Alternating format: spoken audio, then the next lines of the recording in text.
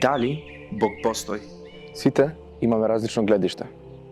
Зошто веруваме или не? Неверниците не може да бидат убедени во него поради фактот дека не го виделе.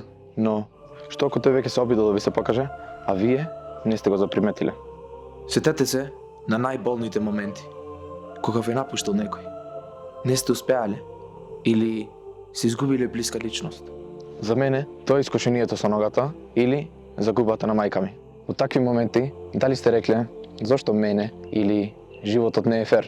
Што ако, токму тогаш, Бог се обидел да ви се представи, но вие сте биле премногу повредени за да го забележите? Наместо да се само сожалувате, запрашајте се. Што можам јас да научам од ова? За секој искушение има поука, а потоа и благослов. Зар немате ли заприметено дека најмногу сила имате по некоја травма? По загубата на мајка ми, јас не можев да спијам. Одлучив да не тагувам и ја пренасочив енергијата во нешто корисно. Пливав. Бог ме награди за тоа што не се откажав. Најтешките битки им ги дава на најсилните. Животот е тежок без разлика на се. Во најтешките мигови секогаш ќе сте сами. Но тоа нема да биде така ако му дадете шанса на Бога. Христос воскресе за многу години.